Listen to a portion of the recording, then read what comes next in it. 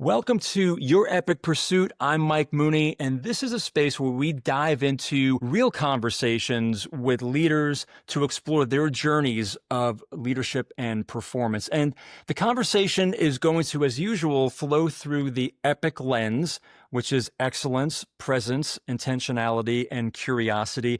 And our goal is super, super simple during our time together. And it's really to empower you with new ideas and strategies and frameworks and our hopes in the attempt to accelerate your pursuit in business and, more importantly, in life. And I'm really excited about today's conversation. We have joining us today Mari Roberts, and Mari is the Senior Vice President of Service and Distribution, Supply and Commercialization at PepsiCo, and she's overseeing a little more than 4,000 people in field operations and a headquarters. And so clearly a very busy person. Mari, thank you so much for making time to join us today on the show. Thanks so much, Mike, for having me. And it's always a pleasure to get to hang out with you. That's awesome. I've been looking forward to this. You know, you're a hard person to nail down, but we did it. And I just would love if you could just take a couple of moments to share a little bit more about your work and what you're doing.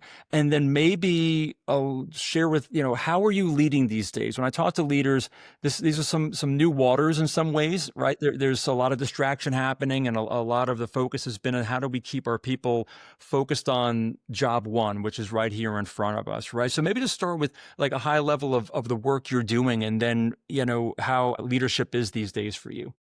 Yeah, great. So first of all, I would tell you, I've been with PepsiCo for 25 years. And to your point, this has probably been the most interesting, time, the most volatile or just challenging. And even, I would say, even more interesting than the COVID years, which is saying probably a whole lot. That's But, interesting. and of course, being in supply chain, I always like to tell people nothing ever goes the way it's planned, which is why we all, probably have, jobs and job security doing what we do, just managing exceptions, right? If you think about what that is, it's mostly what we do is just navigating through challenging times. So a lot of times in a lot of ways, like what we're dealing with now is just a Tuesday in supply chain.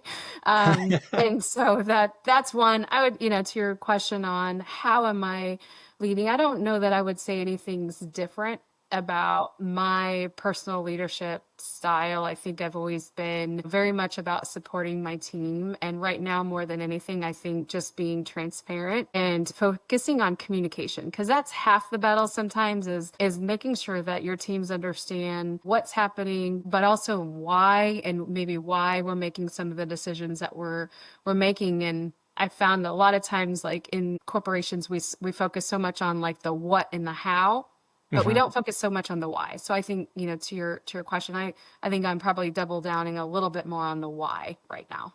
I think that's so smart. I mean, as much as people do talk about the power of the why for our own drive and our own understanding of where we're going, et cetera, and the purpose that it has, you're right. Oftentimes the business is focused on those, honestly, logistical questions of how and what. And in your world, that's a lot of what you're focusing on. So I think that it's so smart to recognize the power of the question and recognize the power of the why. I recently been doing a bunch of work on Army bases with some of their base commanders and leadership teams there.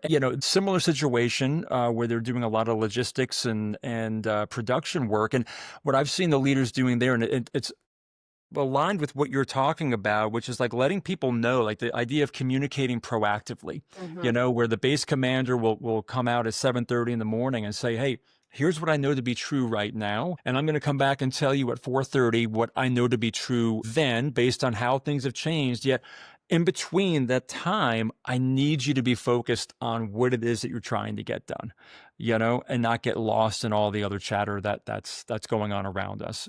How is that being received then by your team? Do you see that they're leaning into the communication, looking more for that from you?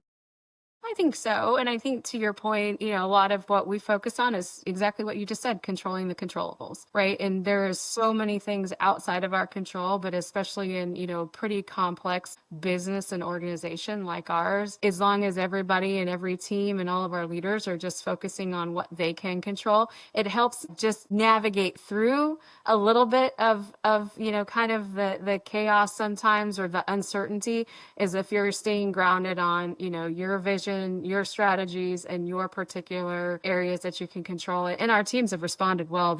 If you really take a step back and look at all of our different performance metrics, we're performing very well against our operating metrics and in the areas that we can control. And I think that also helps people feel good, right? It's like you kind of can see the tie to the work they're doing and the performance. Yeah, no, I think that's fantastic too, and also a great call out for the fact that we should have these measurement tools to help us see actually what is going on versus what could feel like at times like this where there's a lot of anecdotal Yeah, swirling and that's right. feedback going on. It's great to have the definitive That's right.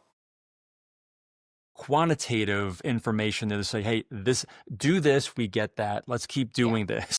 Yeah, that's right. Yeah, and to your point, one of the things, we joke around a lot about PepsiCo is we love data. We love scorecards. We probably scorecard our scorecards, so we may go a little overboard sometimes, but I do think it is important for people. Like you can't ever improve the score or change a score if you don't even know what the score is, right? So, That's right. my background, I'm a little competitive when it comes to sports, and I spent most of, even now, as an adult, still very involved in different sports and my son's sport. So to me, like, knowing the score and all the stats, that comes part of it. And that's the only way you improve is to know where, your opportunities are.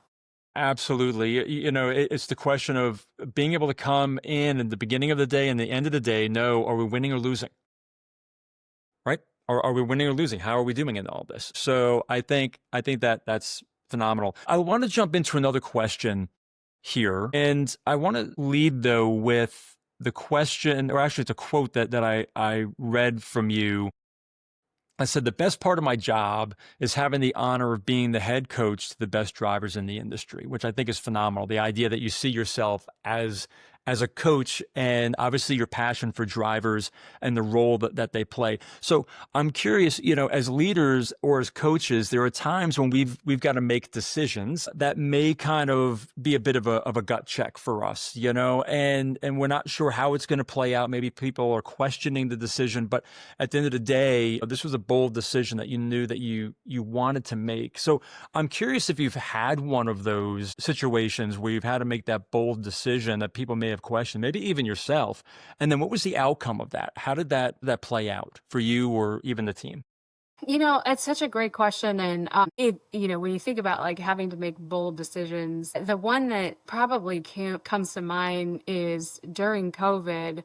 And I'll never forget, it was, the Friday, going into my kids' spring break, right? Where basically we just never went back after that. And the Department of Transportation had released, the FMCSA had basically released, that there was going to be hours of service exemptions, that knowing that we may need drivers to drive above the currently legal parameters in terms of how their hours of service are regulated. And, again, it was all good intentions, knowing that like things were going to get really chaotic, and especially for drivers that were, hauling essential goods, whether it was, food, water, toilet paper, all the things at the time.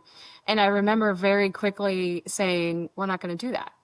Like, we are not going to use this opportunity to extend our drivers' days longer than what they currently do today. And we've always prided ourselves on our safety culture and our safety values, which you personally have been involved in, which we appreciate, your support and engagement there. And so how strong, our safety culture and values are. And so for me, that was one where I thought, you know what, we're not going to take advantage of these hours of service exemptions and potentially put our drivers at risk, even though legally we would have been able to do that. And at the time, I felt very strongly about it. And I remember the first leadership call we had, kind of coming back Monday, I remember telling my team, like, we don't know what we're in for, but I said, I think we need to be preparing for a marathon here and not a sprint. Mm, And that was one, and I don't know that it was a bold decision at the time, but in hindsight, I think it was yeah. a really good way to set this up on we've got to be prepared. And sure enough, we were in kind of a interesting time, especially, we haul food that, there was our volume and our demand just skyrocketed for months and months and months. We were just in this peak volume time consistent, like running record volume for over a year. And when I look back at that, I remember thinking, you know what, I'm glad that was the mindset we went in terms of like, this isn't going to be just a short, like few day week Yeah. type of thing. We were ready and we were prepared to kind of sustain through that. Mari, you call out a great point because I think we've all seen the pandemic from different vantage points, personally, professionally, Yeah. yet your vantage point leading into the pandemic, during the pandemic, I think is an incredible one that few had in terms of ensuring that the life-saving, the life-sustaining, supplies were Hmm. delivered. Because I think a lot of people remember either seeing on the news when we're all at home that the only vehicles on the road were trucks that were delivering Right. supplies. Those were our lifelines. I mean, people Yep. standing out with signs saying, "Thank you, truckers." Yeah. I mean, it was really just amazing knowing what you all put into safety and the priority that you have. It's not surprising. Yeah, I'd love to learn to maybe just take us a little deeper into what is I'm trying to think, because it's such a great point. You talk about the marathon versus the sprint, because that is going to set the tone for how Hmm. you're going to approach your planning, your workforce, and all those things. So that statement, we need to prepare for a marathon, change the course of your planning and your thinking in terms of how are we going to deploy the resources? How are we going to map out the solutions? How do we work with the federal government or partners on these things? And to your point, taking care of your drivers first and foremost. Yeah, I think it did. So for one, it made us think more like broadly or more strategic versus just reacting to as things were coming in because Yeah, it was so fluid. right. And so what we agreed on as a leadership team, we typically would have like a staff meeting on Mondays. And we said, you know what, let's do at least Monday, Wednesday, Friday, for the next few weeks. And we ended up doing that for a long time because it kept the lines of communication both like up and down, right? We were able to get real time feedback coming up from the drivers on what questions they had, what support they needed. We were able to get it to the right people. And then we were connecting broadly with HR and our safety teams and legal, and everything was moving very quickly. And so as we learned, we were able to disseminate that information back down the organization and it would get out into our field operations, into all the drivers. So I think that's what helped us move and stay very connected. But we also were able to share best practices very quickly, right? Because when you have those venues where you can bring everybody on, like, hey, here's, we've done this and this has worked really well. And then you can cascade those. So I think that helped. Whereas if we weren't mentally prepared that this was going to be a longer term, I don't know that we would have been as focused on what those venues or processes would have been. We would have just been kind of firefighting, but Yeah, we were you're right. really trying to like learn and build a playbook. And it's interesting because if I look back, like the sequence of events, we came out of COVID, and then I don't know if you remember, like we call it snowpocalypse, but there was like this massive winter storm and it ended up grounding 7 of our locations and our facilities. And to your point about like people standing up on the signs and holding like thank you truck drivers, for me it just like it made my heart so happy that society and our culture, and I think the average American probably appreciated what truck drivers do every day to Yeah. keep America moving, which I've been obviously closer to, very biased on, literally, those bumper stickers that used to say like, without trucks, America stops. And I think we felt that as a culture and a society. And I couldn't be more proud to be a part of that. And, you may not know this, but over 70% of all of the goods in the US are moved by truck. And so in the second example that came with this snowstorm is how quickly, with those trucks grounded because of just ice all over, it quickly shut our manufacturing plants down, because if you're not getting product out, and obviously with our product, very high velocity, not a lot of, shelf life, it's very fresh. We'll produce all your favorite chips into the winter storm. I lost my back here. We can apply it to this winter storm. And then, oh, by the way, after that, one of our manufacturing facilities, and it's okay, it's public now, like they had a labor strike.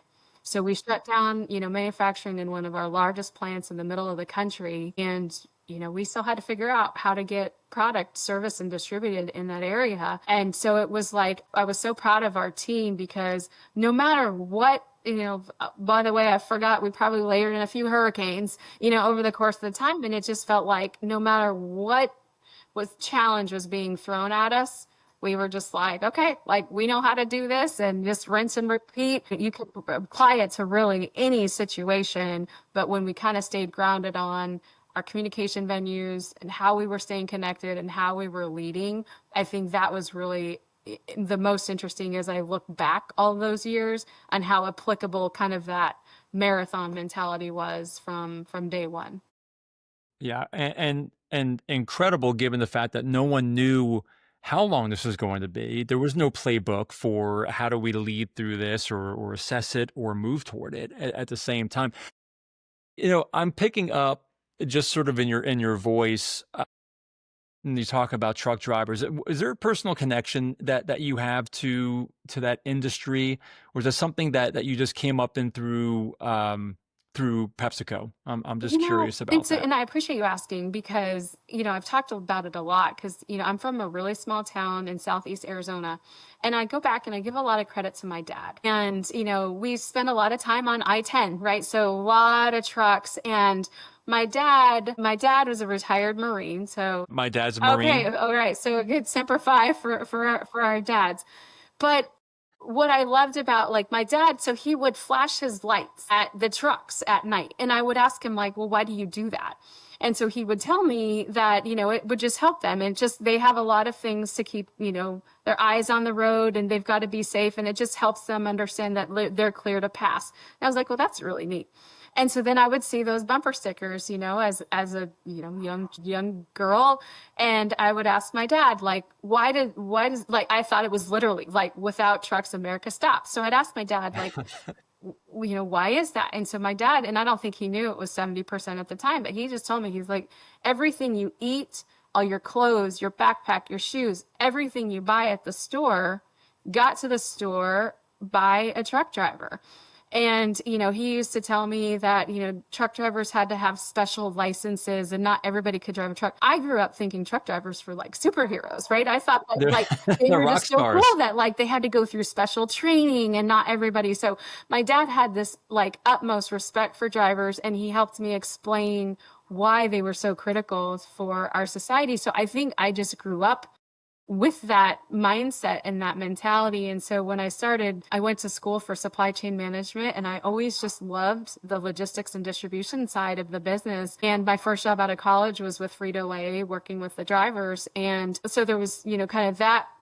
But one of the drivers was actually the father of one of my college softball teammates from college. And Get so for out. me, like, it was literally like one of my friend's dads. And so I think I approached the drivers with that same level of respect. I'm like, it's somebody's dad, it's somebody's uncle. I have two older brothers. And so I think I just created the relationship with the drivers in a very personal way that, I treated them like peers. And I still, to this day, they will all say that I say the same thing, that PepsiCo could replace me tomorrow.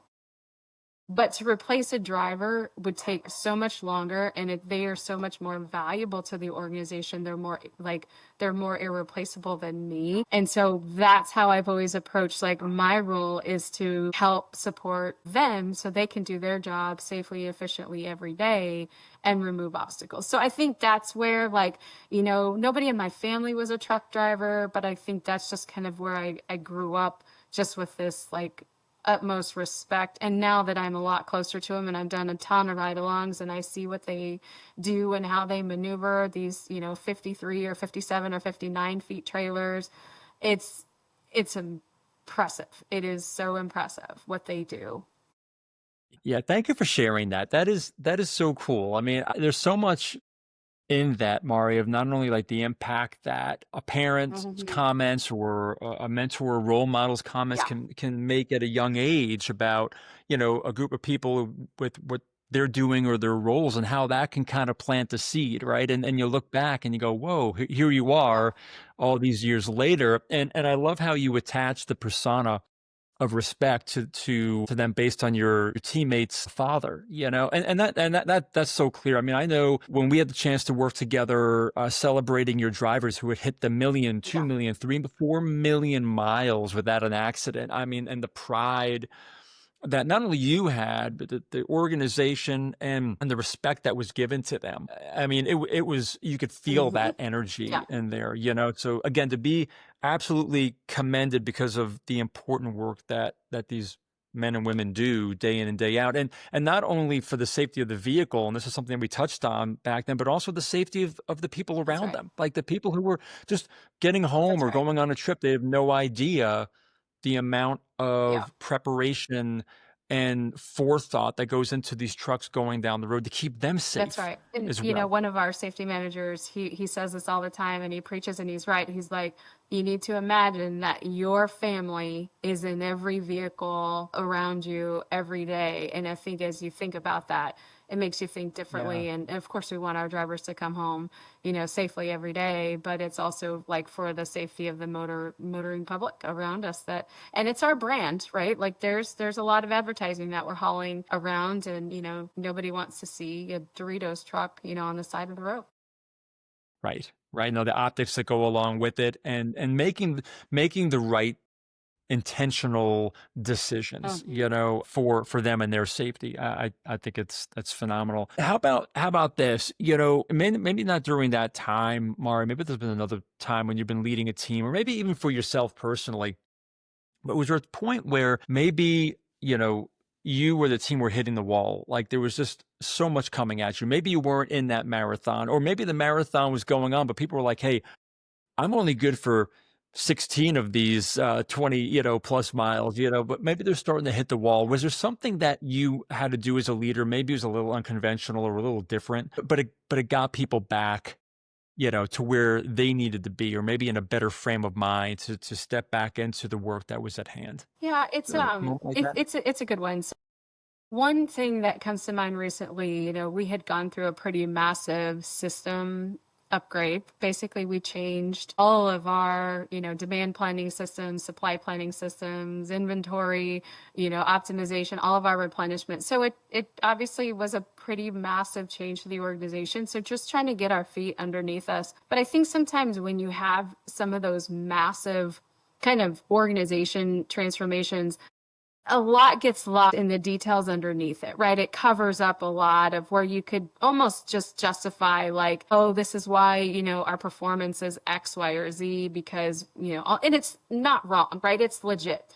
But we were challenged a little bit from a service standpoint coming out of this, system upgrade. And one thing we did was kind of twofold. Was one, set like short-term goals on, okay, let's just get 2 points better next 60 days. Like, Mm, how are we going to get laser focused on just getting 2 points better in the next 60 days? So then you can kind of mm, rally everybody around maybe a shorter goal. Because sometimes when you're so far off from whatever your target or goal is, it seems so lofty or ambitious, like you're never going to get there. So I think, like, yeah. taking that approach where we were just like, you know what, let's just get 2 points, like 2 points in the next 60 days, you focus on that. And we started having I want to call them a daily. There was a lot of calls or venues, but what we did was we increased the visibility and the performance, even so where like the call invite came from my calendar and I was present, kicking them off, really trying to understand at the distribution level,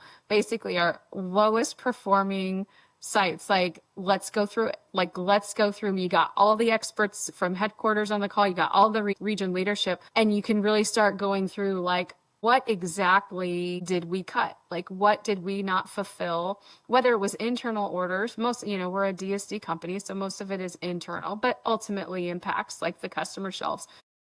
And so we started going through that process. And as painful as it is, I got to be honest, and like, you kind of, I don't want to say it's punitive, but it's kind of punitive. Like, nobody wants to be at the bottom. But what we Right. found was so important that it really started to bubble up. Like, there was a lot of real issues and things that we weren't necessarily aware of because there was this overarching kind of cloud over it. And so you really got into like what was really happening and what was really driving, what was the root cause. And again, you had all the experts on to really start helping to like dig deep and troubleshoot. And that, I will tell you, like, has been a very quick and big win for our teams because you're building a lot of capability, right? As I just mentioned, like, everybody's learning this new system and all the new tools and all the new settings and all the new configuration. So and you kind of mentioned how big the team is. So we're a pretty large Yeah, you're organization. pretty And sometimes significant. that's a blessing and a curse, right? When it comes to trying to move a large organization. But what it did is it helped us expedite and it helped us build. And then we just started to see the results. Like, everybody was getting better as a result. And so while it may have seemed punitive, I actually really got a lot out of it and the teams got a lot out of it. And I would tell you that the results are, where we sit today, we're actually a +3 from where we set out to be a +2. That's just so powerful, but there's so much in there that I want to dig into Yeah, because sorry. No, I my threw a lot. head. I threw a lot. Obviously, I'm pretty excited. I'm pretty passionate about. No, I mean, you are, yet it's so I'm curious how. Well, let me start off with this because I would have to believe that this idea of bringing everyone together and we're going to start going down the list and airing the places where we may not be as That's strong, right. which isn't, like you said, people don't want to be at the That's bottom. right.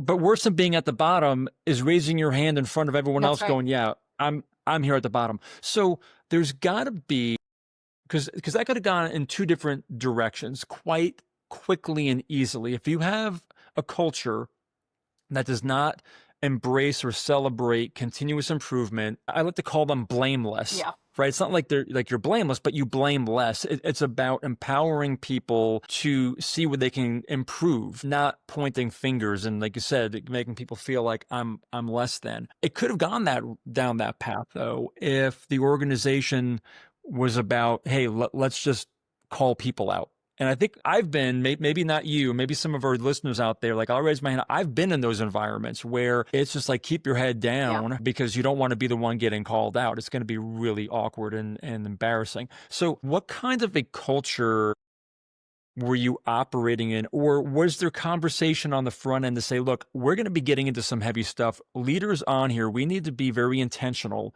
with how we are speaking to want to solve problems, not calling people out for not getting things done. I'm just curious. That's my first question. Like, how is the environment set up to embrace or productively have that type of Yeah. discussion? And it's a great question because I think, to your point, like, fundamentally, we already have a very continuous improvement culture and a mindset of delivering results and winning. So that, I think, is already instilled. But in terms of this, we went into an approach that, like, we're here to help. Like, we've got all the experts, we have all of the support that you need to help run your operation better. And that's what it was Mm-hmm. really all about. It was I want to learn, I want to understand, like, what are we really struggling with and what are the things we need to be focusing on, and what, from the headquarters standpoint, do you need help with, and where do we Yeah. need to lean in, whether it's process, whether it's, system, whatever it was. And I think that's really how it was approached. So, like, and then from, the sites that were struggling, I think they viewed it as a good venue of, like, here's what we're seeing, like, here's what we need help. And they had all the people to help them. So it wasn't a gotcha. Like, it was like, we were Yeah. all in this together, and we were all trying to figure out, like, we know we can't move forward and win until we get some of this stuff figured out. And I think very quickly, and that my team did an amazing job, because you had everybody on, like, digging in and figuring out, okay, well, this is why this happened, and this is what this happened, and this is what we're going to go do. And then they were able to start getting, things fixed. And, very specifically, one challenge was actually getting inventory replenished to the right location. So our manufacturing plants, they were fulfilling everything, all the orders, they were fulfilling everything out. So they didn't necessarily think there was a problem, but there was just a gap in getting the inventory replenished. And supply chain's all about right product, right place, right time. And so that's really what we got underneath, is like, why are these distribution centers not getting the inventory that they needed timely to fulfill these orders? And so that was the whole focus, was, how do we help you? Yeah. And a big part of that help, I'm sure, is leadership follow through. That's right. Because how often do we have these sessions where someone raises their hand and is vulnerable and says, we're not getting X, Y, and Z. Great, we heard you, but nothing happens. I mean, you talk about totally undermining an opportunity to build trust and foster, alignment and support. Then the people walk away going, oh, you're just checking a box. Right. That's all you were doing. That's right. Right. So the fact that you all follow through with that is incredibly powerful. That is phenomenal. I love that. So last question I've got for you is around your leadership philosophy. Clearly, as you've moved up in your role and responsibility at PepsiCo and within Frito-Lay, obviously, I mean, that is an incredible career to have in a very well-respected brand. So you, I'm sure, have been exposed to a lot of different leaders and mentors over the years. But I'm just curious about your leadership philosophy and the one that serves you best. Yeah. So I'm going to tell you another story. Great. Bring it. This is what it's about. For me, the one, and I'm going to have to tell you the story, because if I say my leadership philosophy, it's shikata ganai. So unless you're Japanese and you know what shikata ganai means, it's not going to resonate or not going to mean anything to you. But that's a cliffhanger if you just left us on that. So my mom was born in a Japanese internment camp during World War II. And so the Japanese adopted this mindset. It's more than a saying, it's a mindset. And shikata ganai, really what that means is there's not a great direct English translation. But what it means basically is, it is what it is. You can't change the situation you're in. You can only control your attitude about it, your resilience, your perseverance, and making the best out of whatever situation you're put in. So in those camps, and I have, like, one of my favorite pictures, I carry it everywhere, is a picture of my grandfather holding my mom when she was a baby. And what is so powerful about that was, they were not allowed to bring any personal belongings.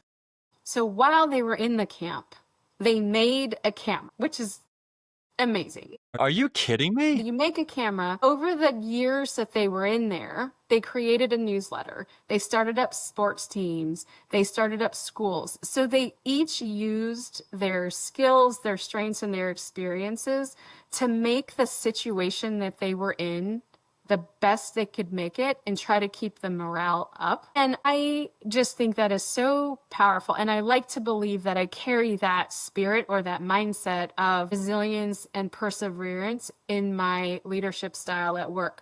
So how that translates into a work environment is, I don't get hung up on how we got here, whose fault it is, why. It's okay. We're here. What are we going to do going forward? And so I think when you can shift your mindset to action on, like, this is the situation we're in, what are we going to do about it, and how do we just move forward, I think is so powerful. You kind of have that, and my team knows, like, I don't take no for an answer very well. It's always, right? Like, how might we, how could we, what would it take? Yep. And it's okay. If you told me it's going to take $1 billion in 5 years, okay. At least we know how we could go do something different. And then that might give us actions or smaller things that we could go do. But to say we can't is not an acceptable answer. It's just, a matter of what can you do, and again, controlling the controllables. So long version of the story to kind of give you a little bit of an insight on kind of just that mindset that I like to kind of carry on, I think, in honor of my families and all the other families that went through that time period, to say, like, Shikata Ganai. Wow, that is a beautiful story. First of the heritage and lineage of where your family started here, and that, man, that gift of perspective. People talk about gifts and inheritances of money or property, but I think sometimes the most powerful is perspective and words that we can carry through to future generations, like it did for you. Mari, this has been a great conversation. For you all who've been listening in and watching this and listening to Mari, there's so many great nuggets that she shared with us today on leadership and life, more importantly, how we can use these not just in the office, but ways outside of that. I want to go through a couple that I picked up along the way. The idea of helping ourselves and our team stay grounded in our vision and the strategies, and not get lost in the hyperbole or the headlines that are happening around us, but stay grounded. This great idea that before we jump into a project or a need like Mari's team did around COVID, take a moment to think about, what race are we about to run? Like, literally stop and think, what race are we about to run? Is it a sprint? Is it a marathon, right? What equipment are we going to need to stay in this race for this duration of time? I love that idea of the marathon, which is more about being fluid and proactive, versus the sprint, which was, in your words, firefighting, which I think a lot of people find themselves in, especially in times of uncertainty. Yet I would suspect more often than not, that seems to be a trend in how people operate day to day. So here's your opportunity to take a pause. Think about what race you're running, friends. The idea of matching the cadence of your communications to the needs of the environment, right? If you're in a pressure situation, maybe your weekly meeting needs to be 2 or 3 times a week to make sure that you're cascading the right information up and down the lines, gathering best practices and sharing those out along the way. Absolutely fantastic. And this idea of celebrating the incremental growth, when that idea of reaching the top of the mountain seems so insurmountable, yet how about we get to that next rock over there? It's about 10 steps from here. Can we do that? All right, great. Let's celebrate that. Let's get to that next rock or that next place. But by having the small wins to celebrate the progress, phenomenal. Oh gosh, this whole conversation around, don't be afraid to get to the root cause. Dig in, get your hands dirty, right? To find out what is the root of the problem, yet making sure that your environment is aligned and suited such that people can be vulnerable to share their concerns, and to recognize that more often than not, these are process breakdowns, not about the people, it's the process. And then leaders, you gotta follow through on what you say you're going to do there. You have to do it. And then wrapping it up with this whole idea of mindset of resilience and perseverance to make the most of the circumstance and situation that you find you're in. Absolute gold, Mari. This has been fantastic. Is there anything we didn't cover Well, I was that going to you want? say, you summarized and said that so much more eloquently and better than I just did. So your recap was the best part. No, I'm telling you, this is the great part of these conversations, is that we're just having this natural flow and sharing experience. And, when you take stock in all of it in one place, you go, whoa, we covered some ground. And more importantly, we're sharing ideas and experiences that I believe are going to help inspire people to be able to show up in more of that epic way of excellence, being more present, more intentional, more curious about the lives around them. Ari, anything else you want to hit before we wrap up? No, I just, again, appreciate, just appreciate you. And if it impacts, or there's maybe one thing I said impacts one person, it was, certainly well worth it. Well, it was a definite investment of time here today, my friend. Thank you so much for that. I know how busy you are. And for those of you who have been listening and watching, and please, would love to get your comments and thoughts. Drop them down in the comments, something you took away, something that you want to use. And until we see each other again on another episode of Your Epic Pursuit, just remember, your best is yet to come. Thanks. Phew. All right. Okay.